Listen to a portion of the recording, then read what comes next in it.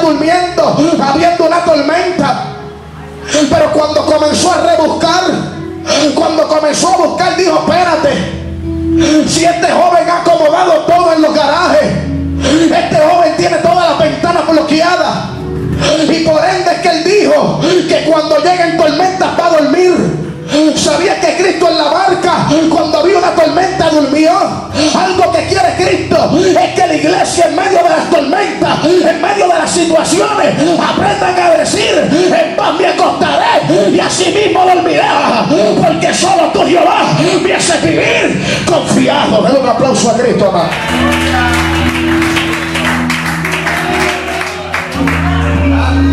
Ahora, en vez de escuchar eso, estamos escuchando un pueblo que dice como el anuncio: esto está malo. Y no vamos a ignorar lo que está pasando en nuestra isla y a nuestro alrededor. Créame que no lo vamos a ignorar. Pero tampoco nos vamos a inclinar a las voces de Satanás. Porque hay un pueblo redimido. Y aquel que aprende a dar la vida por su amigo, la va a dar por su amigo. Y aquel que desee levantar campañas, sabe una cosa: Dios lo va a honrar en este tiempo. Aquellos que salgan a la calle a decir 4 verdades, hermana mía, Dios los va a honrar. ¿Sabes por qué? Porque nuestra isla se está perdiendo. Pero yo ponía y posteaba en Facebook que todavía hay cientos de rodillas que están orándole a Dios por la isla, orándole por Gurabo. ¿Sabe por qué? Porque el Dios que le servimos tiene poder para hacer algo grande y mayor. Den un aplauso a Cristo, amado. Gloria a Dios. Nada nos podrá apartar del amor de Cristo Jesús. Oiga bien: ni tribulación, ni hambre, ni persecución, nada nos va a apartar del amor de Cristo. Cuando el gigante se paró al otro lado, oiga bien, endetalló su voz, las rodillas de Saúl temblaron. Y un pueblo que se aferró a Saúl también temblaba. Pero había un joven, uno que siempre estaba aparte. Es un tipo y figura de retirarse. Había una persona que no estaba viendo las realidades de la vida. Porque si algo te detiene son las realidades. Pero hay una realidad sobre la realidad y se llama Cristo. Ahora, en medio del proceso, dice la Biblia que David se enfrentó y simplemente con una piedra lisa y con una honra en su mano le hizo frente a un gigante que no solamente tenía armadura, sino que tenía escudero a su alrededor.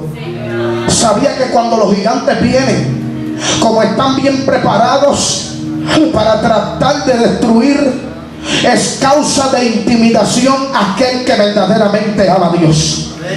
Pero sabe una cosa: el gigante se equivocó, porque todavía hay gente que declaran y reclaman victoria.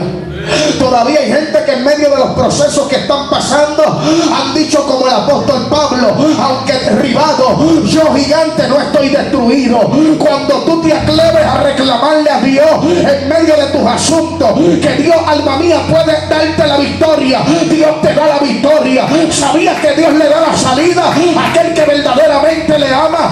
No hay nada imposible para Dios. Oye bien, si hubiese algo imposible para Dios, quizás tú no existieras. Pero como no hay nada imposible para Dios, Dios te va a dar la victoria. Dios te va a dar la victoria, porque de Dios es la victoria. Denle un aplauso a Cristo, amado. Diga conmigo: nada es imposible para Dios. Ahora bien, hace falta un joven que se atreva a pararse de frente al gigante. Estamos cansados que los gigantes intimiden nuestras congregaciones. No simplemente hace falta un joven, hace falta un buen don en el espíritu, alábalo ahora, que se pare de frente al gigante. Hace falta una buena dama en el espíritu que se pare frente al gigante. Gente que se atrevan a defender la causa de su casa. Mientras yo predicaba, decía que el Señor me mostraba, pastor, una espada en mi mano. Y cuando Dios me mostraba una espada en mi mano, me mostraba yo agarrando a mi esposa por su mano.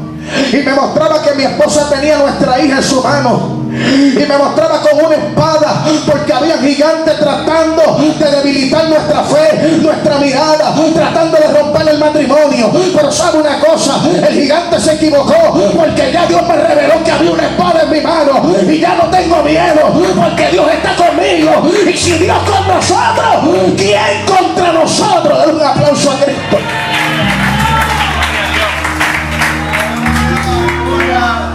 Oiga bien, David se enfrentó al gigante. Número 1, debe de haber pasión. Número 2, en ti debe de haber un ángulo de propósito.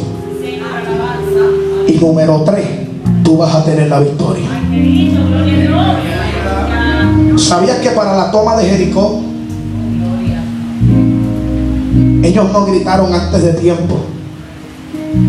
Mientras leían el capítulo, a mí me llamaba la atención que ellos no habían gritado antes de tiempo. Hubo una ordenanza. El primer día Dios le dio una ordenanza. Al segundo día Dios le dio una ordenanza. Sucesivamente Dios le dio una ordenanza. Al séptimo día le dio una ordenanza diferente a las primeras. Mas le dijo cuando terminaron la ordenanza: grita. Sabía que hay problemas en nuestra vida, que muchas veces queremos gritar, pero no es el momento de gritar. ¿Cuántos alaban a Dios? ¿Sabías que hay muros a tu alrededor que están impidiendo que tú tengas posesión de aquello que le has pedido a Dios? Y a lo mejor los muros están ahí grabados. Y a lo mejor ya tú estás loco por gritar, pero Dios te dice: no, todavía no vas a gritar. Alaba a Dios. Y esos muros están de frente ahí tratando de atormentarte, pero todavía no es el momento de gritar. ¿Sabes por qué? Porque todavía hay que dar otra vuelta. Alaba a Dios. Y aunque quizás ya estés sufriendo, y aunque quizás ya estés llorando, y aunque quizás ya tú quieras tomar a Jericó por posesión, déjame decirte que llegará el momento donde Dios te va a decir: grita. Llegará el momento donde Dios te va a decir: grita. Y los muros van a caer. Den un aplauso a Cristo, amado.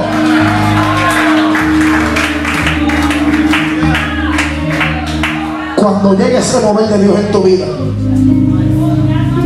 mientras leían esa palabra, yo decía: cuando llegue ese mover en mi vida, yo voy a gritar. Cielo, cuando llegue ese mover de Dios en tu vida, grita. Grita, porque los muros se van a enterrar en el nombre de Jesús. Y a lo mejor esos obstáculos no te dejan ver al otro lado, y ya tú estás loco por mirar al otro lado. Déjame decirte que ya lo que te queda es una vuelta. Alaba a Dios. Ya lo que te queda es una vuelta, y ya lo que tienes que gritar y decirle: gloria al que gloria se merece, y los muros caerán. Den un aplauso a Cristo, amado.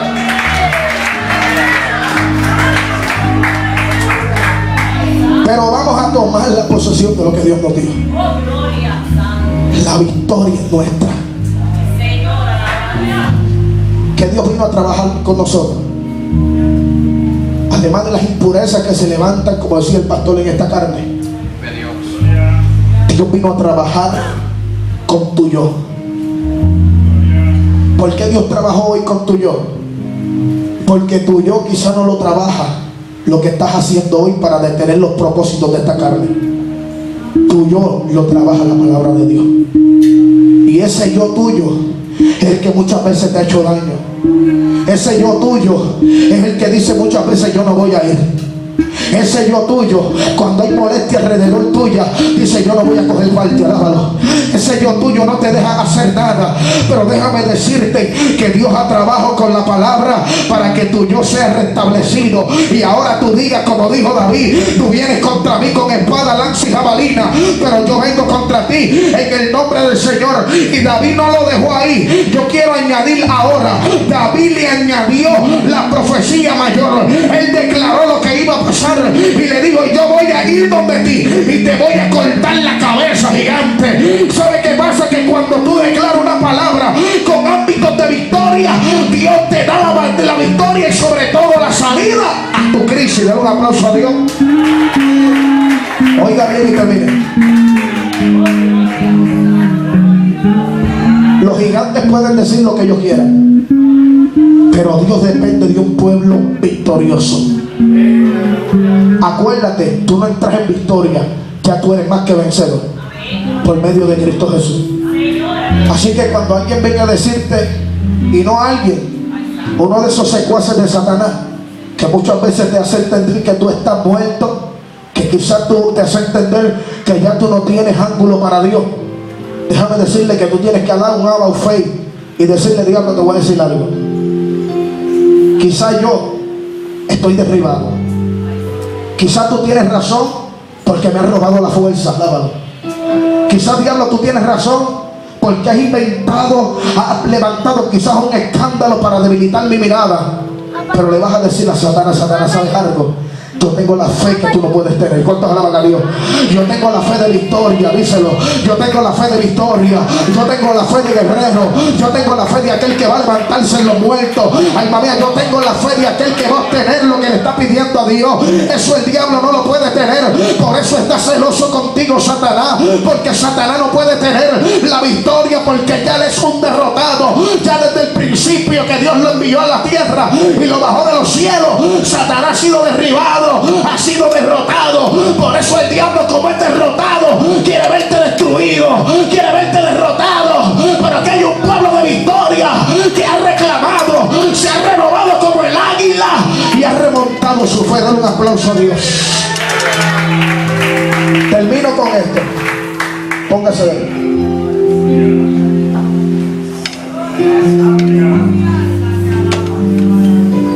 Hay un animal bien común en la Biblia. ¿Cuál es ese animal? El águila. Dios compara, dice que los jóvenes remontarán alas como que, como el águila. Caminarán, correrán, pelearán, escalarán. Pero ¿sabe algo? Me llama algo la atención del águila, pastor.